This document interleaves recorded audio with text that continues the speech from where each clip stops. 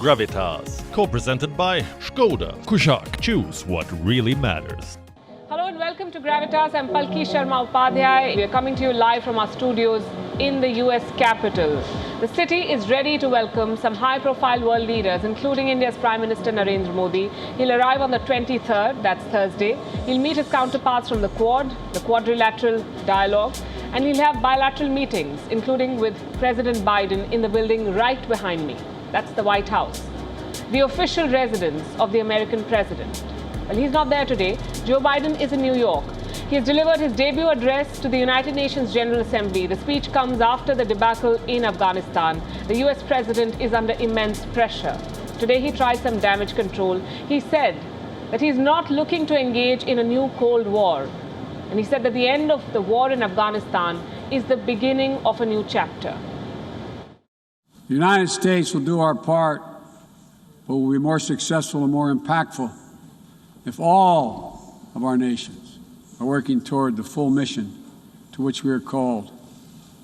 That's why more than 100 nations united again around a shared statement, and the Security Council adopted a resolution outlining how we'll support the people of Afghanistan moving forward, laying out the expectations to which we'll hold the Taliban when it comes to respecting universal human rights.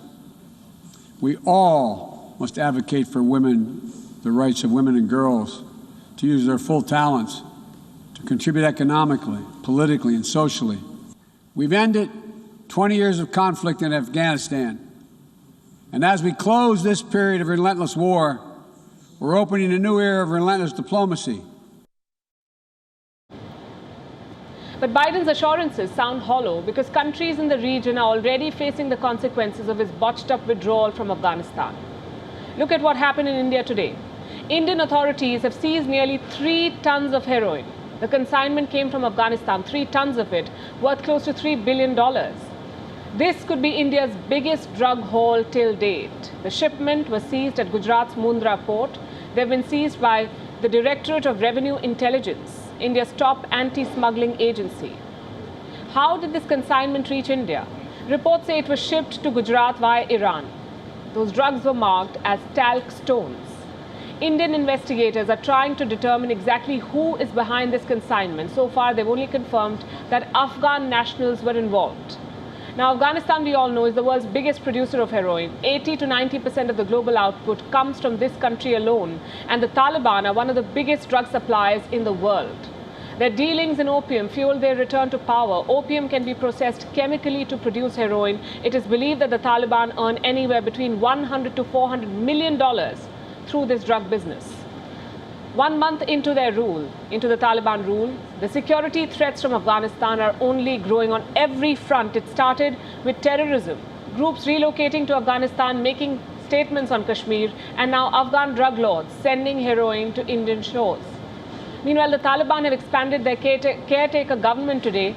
New deputy ministers have been appointed. A total of 17 names have been added. Cabinet expansion already. Once again, there are no women ministers. The Taliban have shred all illusions of inclusivity. Listen to what Taliban spokesperson and Deputy Information Minister Zabiullah Mujahid has said, and I'm quoting, "Pakistan or any country has no right to ask the Islamic Emirate to establish an inclusive government in Afghanistan." Mujahid told this to a Pakistani newspaper. Why is he specifically calling out Pakistan? Because of Imran Khan. A few days back, the Pakistani Prime Minister made an announcement. He said Islamabad is negotiating with the Taliban for an inclusive government. Imagine the Pakistanis promoting inclusivity. The Taliban have shut the door on Imran Khan's face now. The message is quite clear. The Taliban now run the show in Afghanistan, and even Pakistan will have to bend to its will. They may have a firm control on Afghanistan today, but their rule is fragile. How does an unstable Afghanistan threaten South Asia? What kind of threat does it pose? What about those terrorists who are taking refuge in Afghanistan? Has America's exit created a new safe haven for terrorists and drug lords? WION is now available in your country. Download the app now and get all the news on the move. Gravitas, co-presented by Skoda. Kushaq, choose what really matters.